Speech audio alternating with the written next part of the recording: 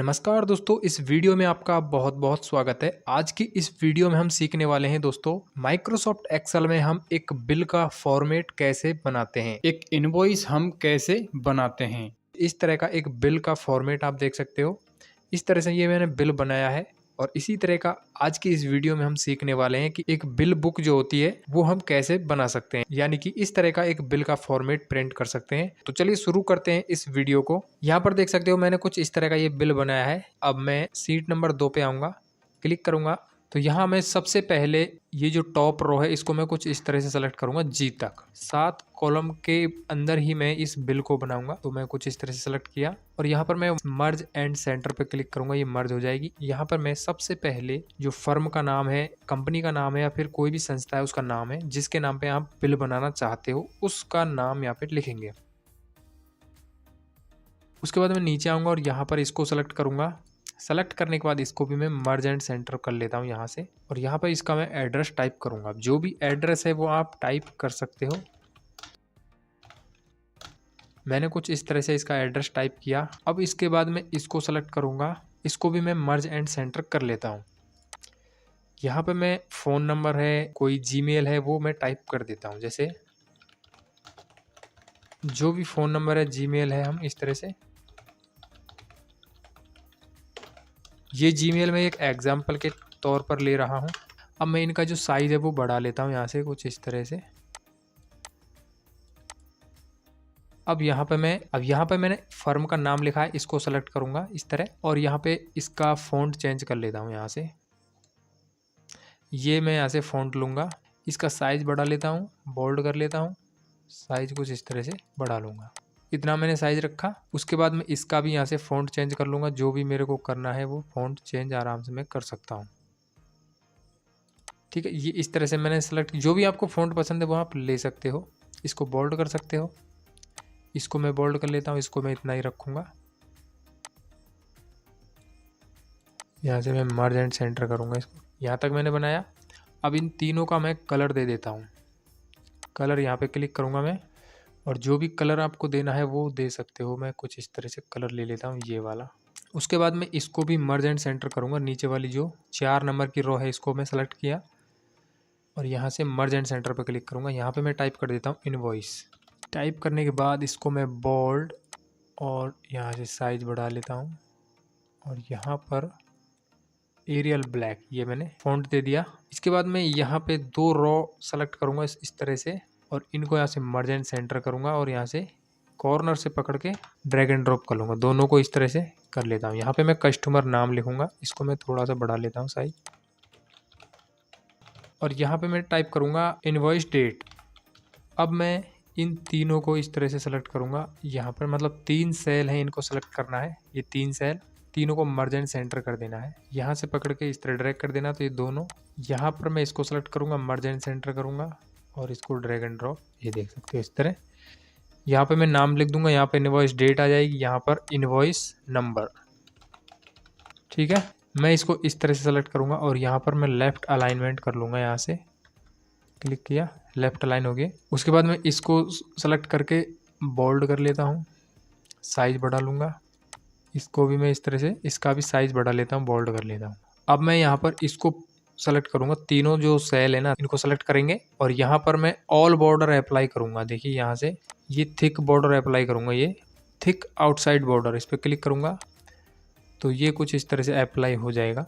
और यहाँ पर भी मैं इस तरह सेलेक्ट करूँगा इसको, और यहाँ से पहले तो मैं इस पर ऑल बॉर्डर अप्लाई करूँगा, उसके बाद मैं यहाँ पर थिक आउटसाइड बॉर्डर पे क्लिक करूँगा तो ये कुछ इस तरह से अप्लाई हो जाएगा। ठीक है, अब हम नीचे आएंगे और मैं इस वाली रो को छोड़ दूंगा और यहाँ पर मैं सीरियल नंबर टाइप करूँगा। इसके बाद दोस्तों मैं यहाँ पर 3 सेल सेलेक्ट करूँगा। ये 3 सेल सेलेक्ट की और इनको कर देता हूँ मैं मर्ज एंड सेंटर, और इनको ड्रैग एंड ड्रॉप करूँगा नीचे तक, और जितना आपको ज़रूरत है उतना आप ले सकते हैं। तो मैंने देखिए ये सब की सब मर्ज कर ली हैं। अब मैं यहाँ पे क्लिक करूँगा और यहाँ पे टाइप कर देता हूँ मैं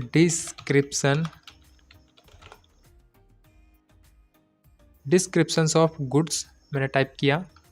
यहाँ पे मैं टाइप करूँगा प्राइस, यहाँ पे मैं टाइप करूँगा क्वांटिटी, और यहाँ पे अमाउंट। ठीक है, ये मैंने कुछ इस तरह से टाइप किया। इसका मैं यहाँ से मैं इस तरह से साइज़ बढ़ा लूँगा और यहाँ मैं इस तरह से इनको सेलेक्ट करके बोल्ड कर दूँगा, थोड़ा सा साइज़ बढ़ा लेता हूँ। नीचे आएंगे, इसको मैं कुछ इस तरह से सेलेक्ट करूँगा।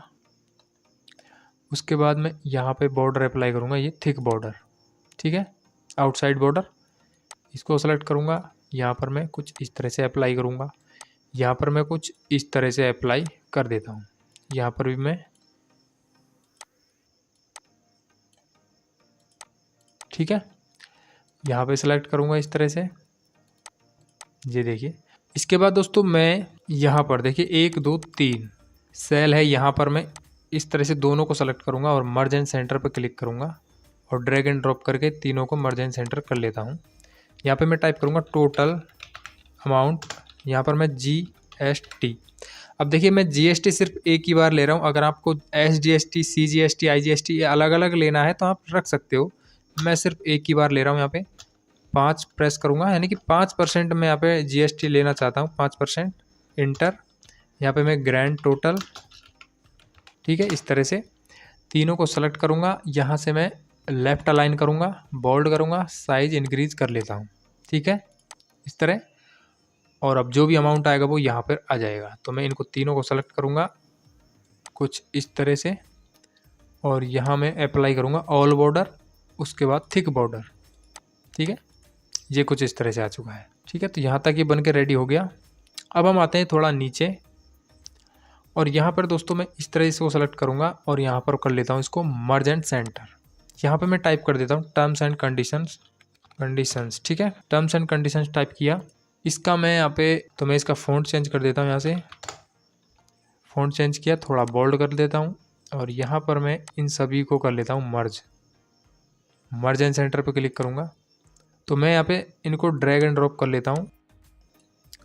अब यहाँ पे मैं जो भी नोट है, जो मतलब नोट लिखा होता है ना, नोट या फिर टर्म्स एंड कंडीशंस, वो मैं यहाँ पे टाइप कर देता हूँ।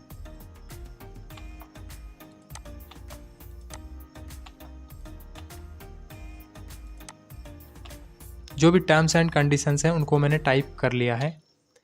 अब मैं क्या करूँगा, कुछ इस तरह से इनको सेलेक्ट करूँगा। यहाँ तक सेलेक्ट करने के बाद मैं यहाँ पर इसको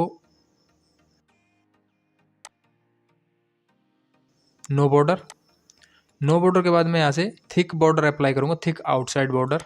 अब दोस्तों यहाँ पर मैं इसको इस तरह सेलेक्ट करूँगा, इस वाली जो 3 सेल हैं इनको सेलेक्ट कर लूँगा और यहाँ से मर्ज एंड सेंटर पर क्लिक किया। जो भी ऑथराइज की सिग्नेचर है वो मैं टाइप कर देता हूँ और मैं इस तरह से सेलेक्ट करके और यहाँ पर मैंने थिक बॉर्डर अप्लाई कर देता हूँ यहाँ से। तो ये हमारा बन गया दोस्तों इस तरह से, ये एक फॉर्मेट। अभी हमें, अगर हम यहाँ पे कंट्रोल F2 प्रेस करें तो जो पेपर है उसमें कुछ आधा अधूरा सा दिखाई दे रहा है। तो अभी मैं इसमें और कुछ एडिटिंग कर लेता हूँ। जैसे कि नीचे में 2 सेल है, 2 रो हैं, इनको सेलेक्ट करूँगा और यहाँ पर कलर अप्लाई कर देता हूँ इस तरह से और इसके ऊपर थिक बॉर्डर अप्लाई कर देता हूँ, इस तरह हो गया। तो यहाँ पर आप देख पा रहे होंगे कि ये जो कॉलम है इसका साइज़ कम है थोड़ा सा, तो हम इस तरह से एडजस्ट कर लेंगे इनको भी मैं बढ़ाऊँगा और यहाँ पर सेंटर कर लेता हूँ इस तरह और इसको मैं बढ़ा लेता हूँ।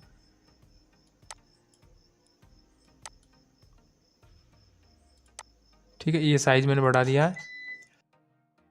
मैं यहाँ पर इसको सेलेक्ट करूँगा इस तरह से, तो मैं 19 कर देता हूँ इनको। यहाँ से फॉर्मेट में आकर के रो हाइट 19 और ओके करूँगा, तो इनकी थोड़ी थोड़ी हाइट बढ़ गई है। इसके बाद दोस्तों अब मैं यहाँ पर जो भी प्रोडक्ट हैं उनको मैं टाइप कर लेता हूँ। तो मैं एग्जांपल के तौर पर यहीं मैं ले लेता हूँ कीबोर्ड, एंटर करूँगा, MOUSE माउस। जो भी प्रोडक्ट है उसको हम यहाँ पर टाइप कर लेंगे। इसके अलावा जो भी हमारे पास प्रोडक्ट है वो हम टाइप कर सकते हैं इजीली। अब इनका जो प्राइस है वो भी मैं यहाँ पे टाइप कर देता हूँ। जैसे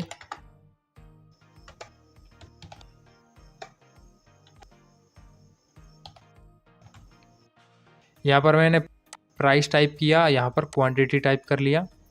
अब दोस्तों यहाँ पर मैं प्राइस को क्वांटिटी से मल्टीपल करूँगा तो यहाँ पर जो अमाउंट है कीबोर्ड का वो आ जाएगा। तो उसके लिए मैं यूज़ करूँगा इक्वल, इसको मैं मल्टीपल कर देता हूँ इससे। ठीक है, प्राइस को सेलेक्ट करके इसको मल्टीपल कर दिया क्वांटिटी से, देख सकते हो ये इसका अमाउंट है वो आ चुका है।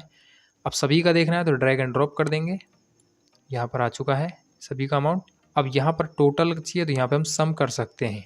तो मैं सम करूँगा इक्वल SUM, टैब प्रेस करूँगा, इस तरह से सेलेक्ट करूँगा, ब्रैकेट क्लोज और एंटर कर देता हूँ। तो ये इसका टोटल अमाउंट हुआ है ना, वो यहाँ पे आ चुका है। जो भी प्रोडक्ट हमने जितने भी प्रोडक्ट परचेज किए हैं उनका सभी का टोटल अमाउंट यहाँ पे। अब दोस्तों यहाँ पर मैंने सम फंक्शन यूज किया है, अब इसकी जगह पे हम सम प्रोडक्ट फंक्शन भी यूज कर सकते थे। जैसे कि यहाँ पे मैं टाइप करूँगा equal SUM some product, array 1 में मैं इसको सेलेक्ट करूँगा, कॉमा लगा दूंगा और एरे 2 में मैं इसको सेलेक्ट कर लेता हूँ।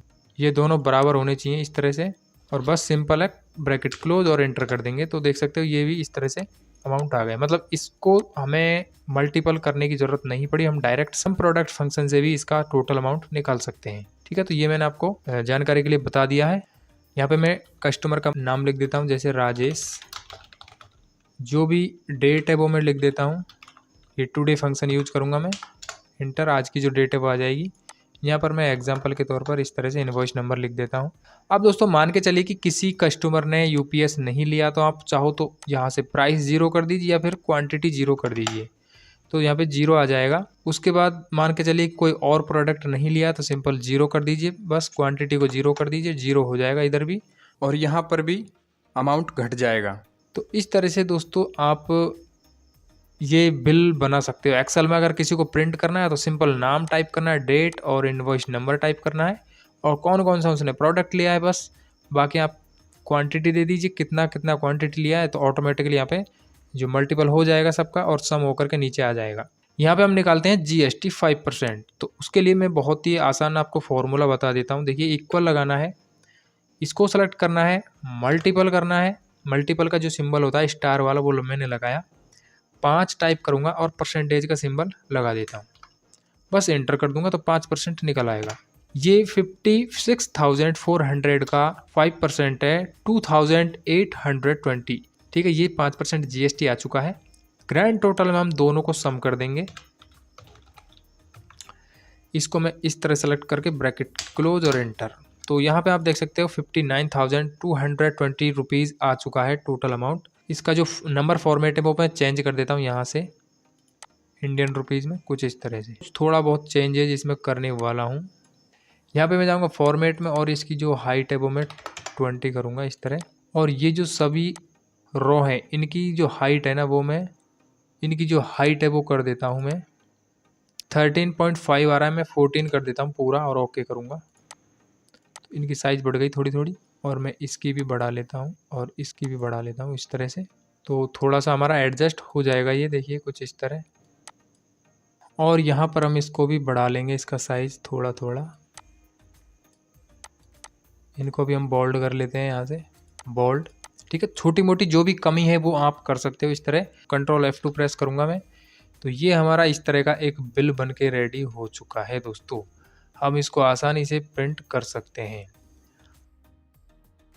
अब ये जो हमें दिखाई दे रहा है पेपर का जो साइज़ है वो है लेटर में, यहाँ पर हम क्लिक करेंगे लेटर, देखिए ये ऑप्शन दिखाई दे रहा है आपको, क्लिक करूँगा। यहाँ से मैं A3, A4, A5 जो भी जिस पेपर के साइज़ में आपको बिल को प्रिंट करना है वो आप कर सकते हो। जैसे कि मैं A4 लेता हूँ, तो A4 में देखिए ये आधा हिस्सा है वो चला गया है, तो मैं क्या करूँगा यहाँ पर मुझे इसको थोड़ा सा और एडजस्ट करना पड़ेगा, तब जाकर ये इस पेपर में आएगा। तो मैं एस्केप की बटन प्रेस करूँगा और फिर से एक्सेल शीट पे आ जाऊँगा। यहाँ पे जाना है और इसको देखिए यहाँ पर ये जो लाइन दिखाई दे रही है ना आपको डॉट डॉट करके, तो ये इस लाइन के अंदर ही रखना है मुझे इसको।